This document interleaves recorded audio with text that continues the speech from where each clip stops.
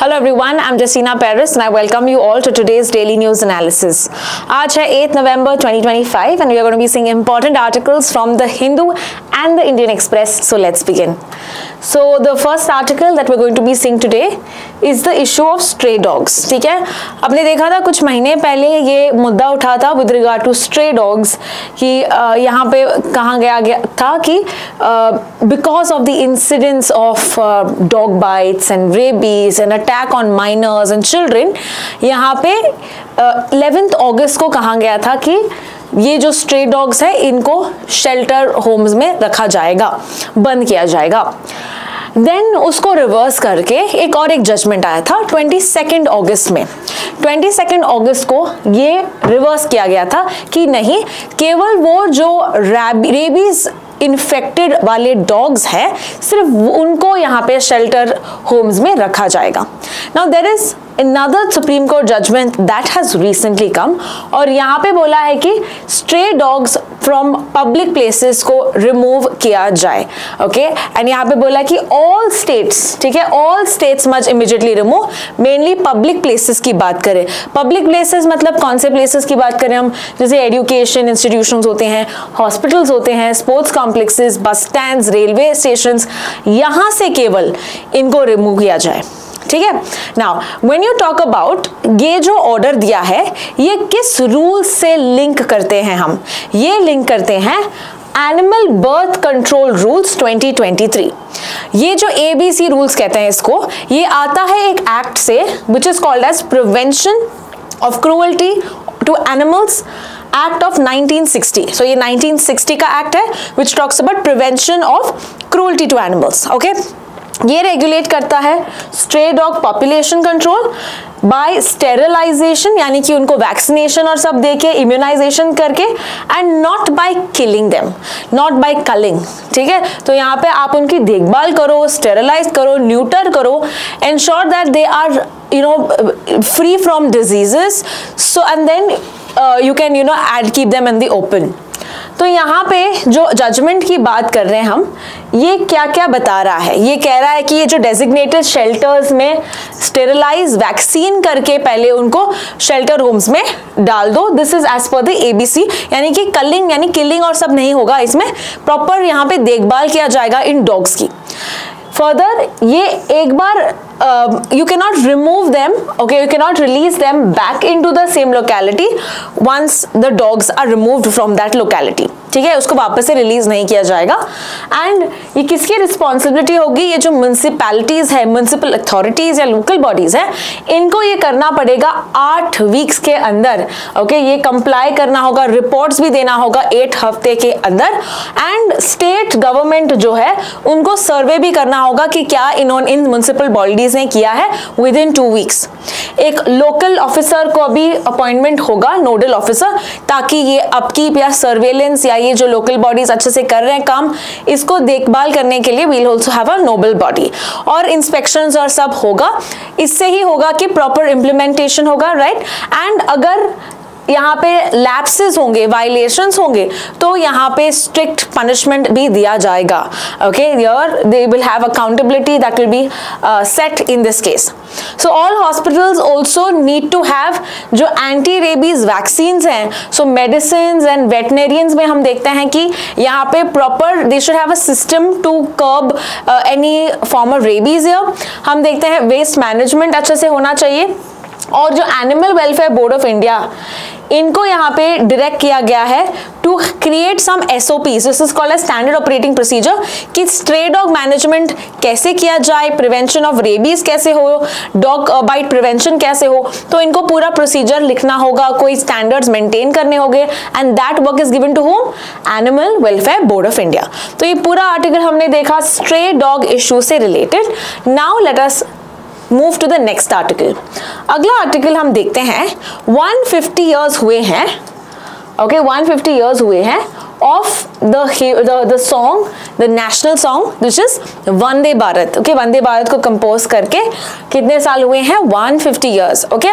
तो ये कब बनाया गया था और किसने बनाया है, किसने लिखा है ये, it is written by Bankim Chandra Chattopadhyay on November 7th, 1875।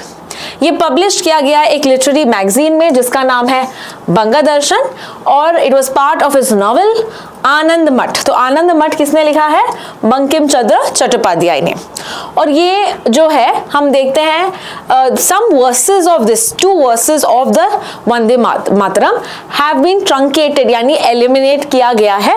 Okay, और हमने एक ट्रंकेटेड वर्जन यूज किया है, मतलब we have only used 2 verses of this in 1937 Congress के सेशन में। 1937 कांग्रेस का सेशन कहां पे हुआ?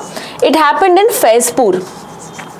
ठीक है, फैजपुर कहां पे है? महाराष्ट्र में है। और इनके प्रेसिडेंट थे तभी जवाहरलाल नेहरू। इस सेशन के प्रेजेंट थे जवाहरलाल नेहरू। ठीक है, सो इन फैजपुर सेशन यहाँ पे रेकमेंड किया गया था कि हम ये अडॉप्ट करें, and soon we see that it was also adopted as a national song of India. National anthem तो जन गण मन है, नेशनल सॉन्ग जो है इट वाज डिसाइडेड कि वंदे मातरम हो, and this was decided on January 24th 1950। So important facts that we see in this particular case. तो 150 years पूरे हुए हैं, इसीलिए ये न्यूज में है।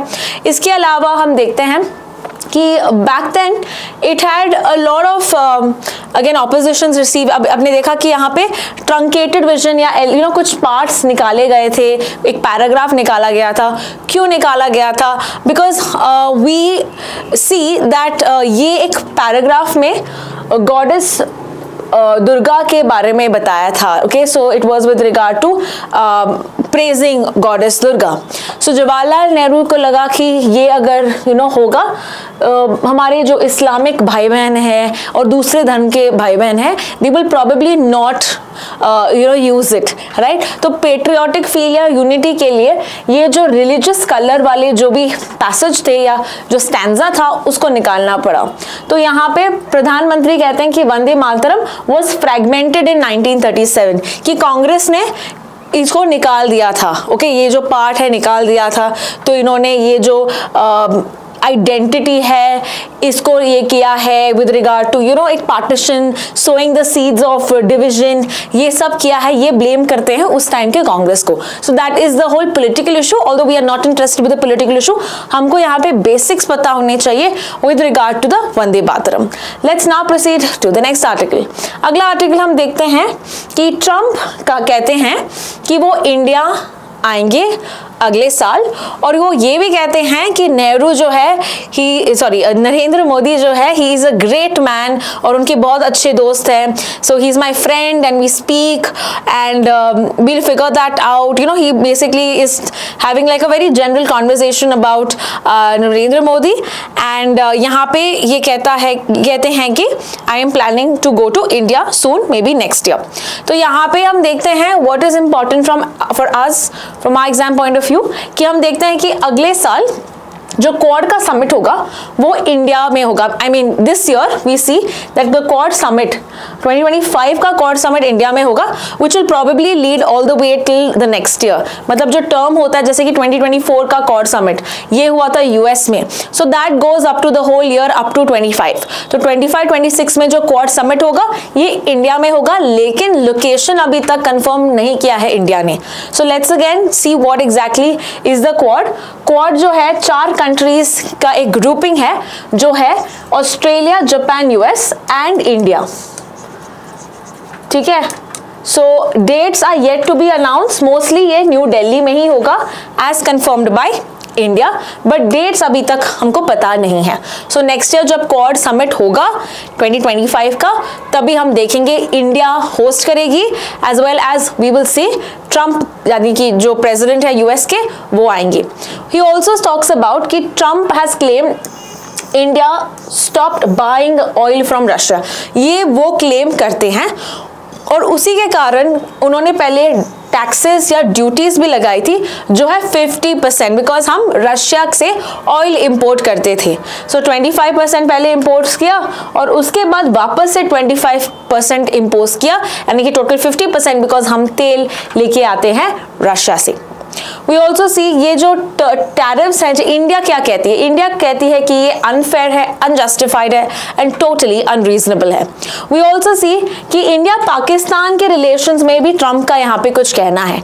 We know that most of these conflicts जो होती हैं, ट्रंप चाहते हैं कि वो एक मीडिएटर बने, वो बनना चाहते हैं like a peace maker, right. तो यहाँ पे बहुत सारे हमने देखा था, अजरबैजान आर्मेनिया रिलेशंस, जो 20 पॉइंट प्लान था with regard to the Gaza declaration, है ना। तो बहुत जगह पे रशिया यूक्रेन के मामले में भी वही बनना चाहते हैं, इजराइल ईरान के में भी वो भी बनना चाहते हैं। तो यहाँ पे भी वो क्लेम करते हैं कि उन्होंने ये जो इंडिया पाकिस्तान के बीच में जो वॉर है इन्होंने बंद किया था, ठीक है, ये क्लेम करते हैं। बट क्या इंडिया कहता है, इंडिया इसको डिनाई करता है कि कोई भी थर्ड पार्टी ने कुछ नहीं किया है, मीडिएशन नहीं किया है, इंटरफियर नहीं किया है, ये हमने ही आपस में इसको यहाँ पे बंद किया है, ठीक है। सो यहाँ पे see what Trump says, if you guys are going to fight I am going to put tariffs on you. ये धमकी देते हैं कि अगर तुम फाइट करना कंटिन्यू करते हो तो मैं यहाँ पे टैरिफ्स लगाता हूँ। So this is the case that we see with regard to the quad summit. And also we see Trump's relations with India as well as Pakistan for that matter. Let's now proceed to understanding another issue called as the Abraham Accords. Now this is very important, ठीक है ना। Let's understand what is Abraham Accords और ये कौन अभी क्यों news में है। Abraham Accords जो है अभी हम देखते हैं एक नई कंट्री ने ज्वाइन किया है called as कजाकिस्तान, ठीक है, कजाकिस्तान ने ज्वाइन किया। So first let's understand about Abraham Accords and then we will see कि what exactly is the issue all about. तो एब्राहम अकॉर्ड्स जो है एक सीरीज ऑफ अग्रीमेंट्स है, हिस्टोरिक अग्रीमेंट्स है, जो साइन किया गया था by Israel, by United States and by many Arab countries, ठीक है। तो तीन प्लेयर्स कौन से हैं, Israel, US and Arab countries. और यहाँ पे क्यों ये साइन किया गया था, ताकि डिप्लोमेटिक रिलेशंस को नॉर्मलाइज करे, जो टेंशंस हैं इसको कम करे, ज्यादा से ज्यादा यहाँ पे टाइज बनाए रखे। तो यहाँ पे हम देखते हैं कि अनाउंस किया गया था 2020 अगस्त में और इसको ऑफिशियली साइन किया गया था 2020 इन सितंबर एट द व्हाइट हाउस, ठीक है। सितंबर 15 this was signed. Now mediator कौन है, इजराइल और अरब कंट्रीज के again, no points for guessing, mediator है यूनाइटेड स्टेट्स और कौन से president, Donald Trump. Okay, so everywhere Donald Trump wants to be a mediator. However, दुख की बात है, unfortunately he has not won the Nobel Peace Prize Awards. Okay, चाहते थे but नहीं मिला इनको। तो यहाँ पे हम देखते हैं we see this particular thing कि वो Abraham Accords क्यों बुलाते हैं हम इसको एब्राहम, बिकॉज हम देखते हैं कि एब्राहम एक प्रॉफिट है जो रिवर्ड है, जो रिस्पेक्टेड है in many religions, like 3 religions. एक है Jewish religion, Judaism, second is Christianity and the third is इस्लाम। तो 3 रिलीजन्स में ये एक प्रॉफिट माने जाते हैं। एंड यहाँ पे हम देखते हैं which talk about a shared heritage and interfaith harmony. So if you talk about Israel, ज़्यादा Jewish, right, we talk about Arab nations which is mainly Islamic, and यहाँ पे यूएस जो है ब्रोकर कर रहा है, and also you can say Christianity यहाँ पे है। So that's why you can see that the 3 religions एक हो रहे हैं because of the name Abraham and that's why the name Abraham Accords. तो इनिशियली किन अरब कंट्रीज ने इसको साइन किया था, we see Israel, UAE and Bahrain. तो UAE and Bahrain were the first 2 countries that have signed it. उसके बाद we saw 2 more countries like Sudan and Morocco, they joined. Alright, तो यहाँ पे what is the objectives and provisions कि diplomatic and economic ties बढ़े between Israel and Arab, peace and coexistence and interfaith understanding बढ़े, trade and tourism, technology, healthcare बढ़े, as well as Muslim pilgrims को access मिले to holy sites जो Jerusalem में है, which is that Al-Aqsa Mosque. So this is important कि to ensure हम अपने relations बढ़ाए रखें, peace, coexistence, interfaith, ये सब बढ़ाने के लिए ये एब्राहम अकॉर्ड्स आया था 2020 में। Now let us see who is the newest country to join. This is Kazakhstan is joining and remember Kazakhstan ने इजराइल को भी रिकॉग्नाइज किया था 1991 में। The significance of this award, this accord is mainly, हम देखते हैं कि this is the first central Asian country जिन्होंने ये एब्राहम अकॉर्ड स्टार्ट किया। So before it was only we see Middle East, North Africa, और अभी ये सेंट्रल एशिया की तरफ भी जा रहे हैं। So probably will have more countries now joining this particular accord. हम देखते हैं इससे कजाकिस्तान को क्या बेनिफिट मिलेगा। इनको अपने टाइज बढ़ाने हैं mainly with regard to United States, Europe, western part में ज़्यादा यहाँ पे उनको एक्सप्लोर करना है, उनको अग्रीमेंट्स साइन करना है जिनके कारण इन्वेस्टमेंट्स और सब आएंगे, इकोनॉमिक प्रोग्रेस होगा, पार्टनरशिप्स होगा, and this is going to benefit Kazakhstan in this manner. इन्होंने एक मेजर मिनरल डिप्लोमेसी भी की है by signing a major tungsten development. Okay, किसके साथ साइन किया? ये यूएस के साइन किया है before this particular summit. So this is important. What is the name of the mineral जो कजाकिस्तान ने यूएस के साथ साइन किया है? The answer is tungsten. All right, now let's proceed to the next article. अगला article हम देखते हैं, it is with regard to the rhesus macaque. Now rhesus macaque, यहाँ पे आप देख सकते हो एक मंकी है, ठीक है, rhesus macaque is a monkey। और यहाँ पे क्यों न्यूज में है? बिकॉज वी सी जो standing committee of the national board for wild life है, जो चेयर करते हैं हमारे यूनियन एनवायरनमेंट मिनिस्टर जो है भूपेंद्र यादव, इन्होंने यहाँ पे बताया है कि rhesus monkey को प्रोटेक्शन मिलना चाहिए अंडर शेड्यूल 2। तो अभी कौन से शेड्यूल में है ये? यहाँ पे he is in, they are known as vermin. Vermin मतलब those that are found in plenty, ठीक है, और यहाँ पे प्रोटेक्शन नहीं दिया जाता उन एनिमल्स को। तो शेड्यूल 2 में था पहले, उसके बाद वर्मिन डिक्लेयर किया क्योंकि उनकी पॉपुलेशन बढ़ गई थी, एंड वापस से वो बोलते हैं कि वो शेड्यूल 2 में वापस से कैटेगराइज हो। सो यहाँ पे the aim is to ensure protection of the animal, ताकि इलीगल कैप्चर, क्रूअल्टी, एक्सप्लॉइटेशन ना हो, and many of these laboratories and all of that they use this rhesus monkeys to macaques to also do a number of testing, okay, lab testing भी और सब करते हैं। तो इसको बंद करने के लिए ये चाहते हैं कि ये वापस से शेड्यूल 2 में हो। Now let's understand the various schedules that we see in a particular of the Wildlife Protection Act. Wildlife Protection Act कब आई थी? Wildlife Protection Act आई थी 1972 में, ठीक है। इसका अमेंडमेंट भी था, बट पहले जब 1972 में आई थी, हम देखते हैं कि 5 शेड्यूल्स थे, एक्चुअली 6 शेड्यूल्स थे। कितने शेड्यूल्स थे? 6 schedules, okay? Now which are the 6 schedules? Schedule 1 जो है, it's the highest level of protection, okay? So like for example tigers हैं, elephants हैं, rhinoceros, lions। तो अगर आपने इनका शिकार किया, हंट किया, ट्रेड किया, तो आप पे स्ट्रिक्ट पेनल्टीज होते हैं, सिवियर पेनल्टीज। फिर आता है शेड्यूल 2 और 3 जो मॉडरेट प्रोटेक्शन में आता है, ठीक है। तो यहाँ पे hunting can be hunted, but अगर ओनली स्पेसिफिक कंडीशंस है तो ही तुम हंट कर सकते हो, अदरवाइज यू कैन नॉट। तो यहाँ पे जो बोर, नीलगाय, rhesus monkeys भी जो है ये शेड्यूल 2 में आते हैं। Then come schedule 4। Schedule 4 protected है, बट पेनल्टीज जो है ये थोड़ा कम है as compare to schedule 1, 2 and 3। तो penalties are far less in schedule 4 and schedule 5 जो मैं वर्मिन की बात कर रही थी, दैट कम्स इन शेड्यूल 5, और they also called as pest, okay, जैसे कि रैट्स, क्रोज, ओके। तो मान लो तुमने पेस्टिसाइड कर लिया घर में so that the rats die, और क्रोज को हंट किया, फ्रूट बैट्स को अटैक किए, then it is okay, because ये जो है प्रोटेक्शन नहीं है इन एनिमल्स को, because they are plenty as well as they are source of diseases, बहुत सारे डिजीजेस फैलाते हैं। सो इंसानों के लिए अगर बचाना है हमको, and we need to ensure that they are going to be taken care of, तो इनको हंट कर सकते हैं, तो वो उसको टारगेट करते हैं, हम वर्मिन में डालते हैं, ठीक है। Now there is one more schedule called as schedule 5 जहाँ पे वे regulate cultivation and trade of specific plants. कुछ प्लांट्स का प्रॉपर रेगुलेटेड करके कल्टिवेशन होता है, जैसे कि बेडोमाइज एंड साइनाइड, ये पॉइजनस प्लांट्स भी होते हैं, पिचर प्लांट्स होते हैं, जो आप ऐसे ही कल्टिवेट नहीं कर सकते हो, you require proper certification if you have to cultivate these plants. So proper regulation होता है इन प्लांट्स के लिए, that is why they come under schedule 6। ना ये जो 1972 का एक्ट है इसको यहाँ पे अमेंड किया गया था कब? 2021 में, 2021 में। तो यहाँ पे अभी कितने शेड्यूल्स थे? पहले 6 शेड्यूल्स थे, उन 6 शेड्यूल्स का 4 शेड्यूल्स किया। So if they ask you कि वाइल्ड लाइफ प्रोटेक्शन एक्ट में कितने शेड्यूल्स है, your answer should be 4। Okay, now which are the 4 schedules and why did they change it?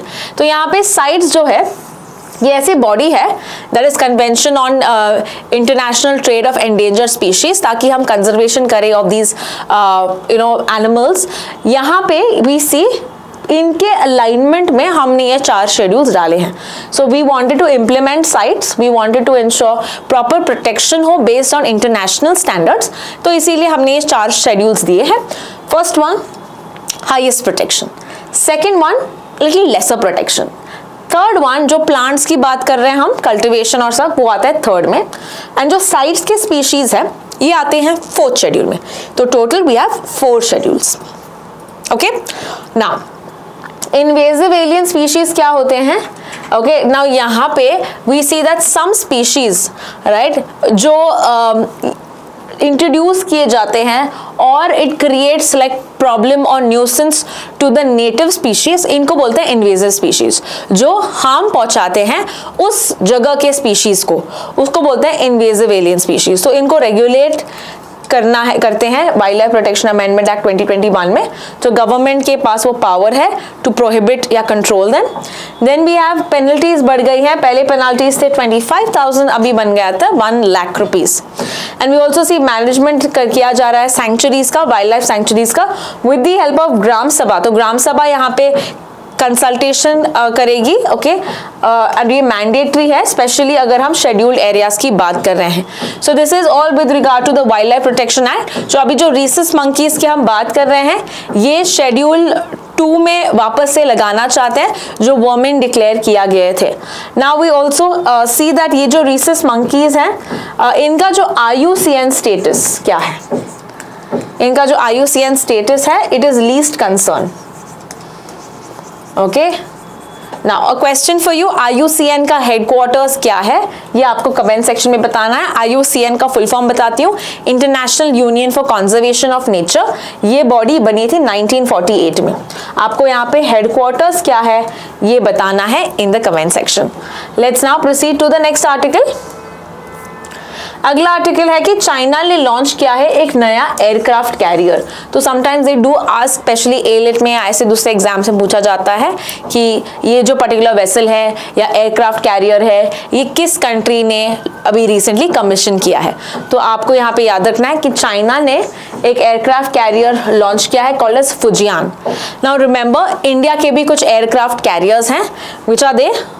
One is the oldest की बात करें, वी हैव विक्रमादित्य, और ये किस कंट्री के साथ मदद करके हमने डेवलप किया था? रशिया के साथ। ओके, और हमारा खुद का जो एयरक्राफ्ट इंडिजीनियस एयरक्राफ्ट कैरियर का नाम क्या है? विक्रांत, और ये खुद इंडिया का है, इंडिया ने बनाया है। So you see the aircraft carrier का फोटो, it is a very long huge ship जिसके में आप बहुत सारे मतलब एयरक्राफ्ट्स को कैरी, इधर रनवे होता है तो पानी में you can have aircrafts that can land. Okay, that can land. तो यहाँ पे आप देख सकते हो कि कितना बड़ा सा रनवे है ताकि वो you know they can take off from these particular ships. Okay, so now let's see what is the significance of China's Fujian. ये एक थर्ड एयरक्राफ्ट कैरियर है, पहला ऐसा इंडिजीनियसली डिजाइंड और बिल्ड किया, जैसे इंडिया का विक्रांत है, उनका वहाँ पे फुजियान है। एंड यहाँ पे इनका एम है कि वो मॉडर्नाइज करना चाहते हैं मिलिट्री बाय 2035। एंड वी सी की ऑब्जेक्टिव्स यही है कि वो अपना एक्सपैंड करना चाहते हैं dominance on the South China Sea, Yellow Sea as well as the East China सी।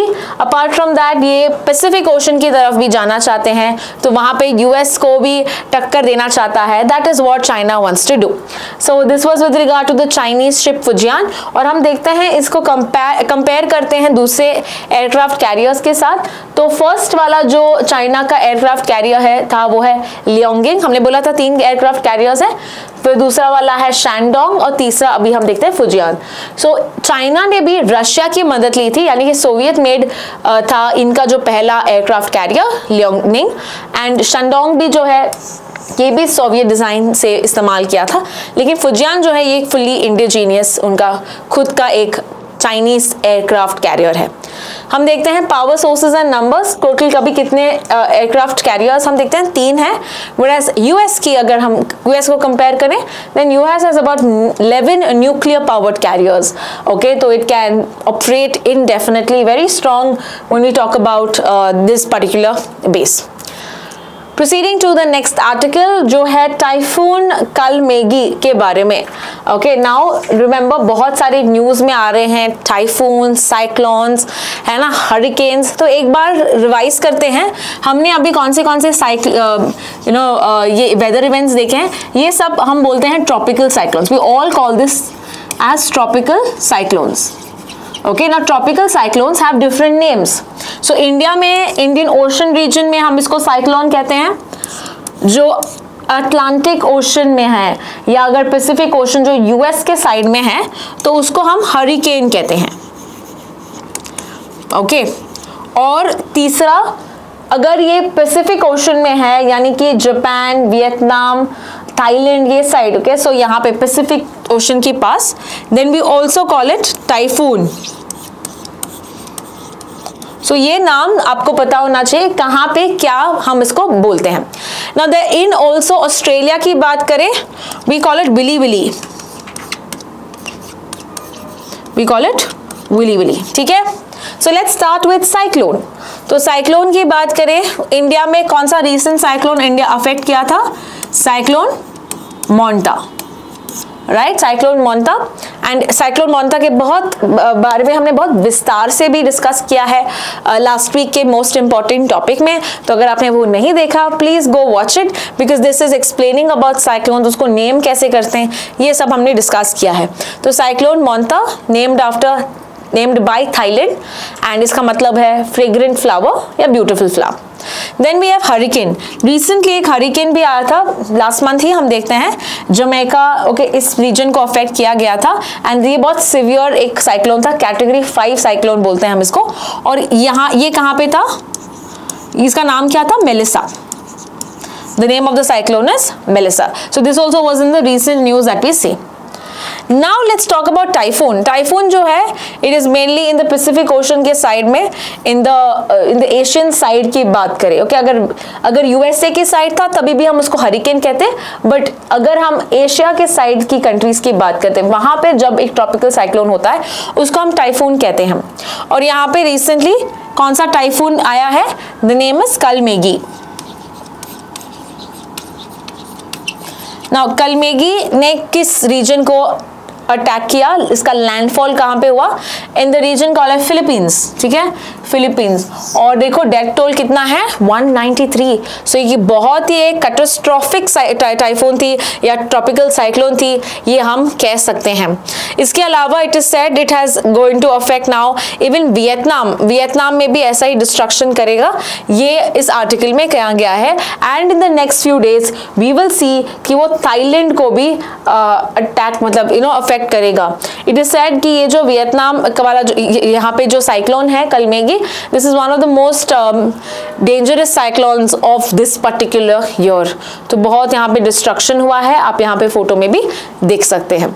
तो ये था with regard to typhoon Kalmaegi, and this is all with regard to today's current affairs. बहुत सारे इंटरेस्टिंग आर्टिकल्स हमने देखे, short articles थे Saturday के current affairs में भी see, and that's all from my end. Don't forget to watch the 20 GK questions from CLAT perspective, which will be uploaded after this.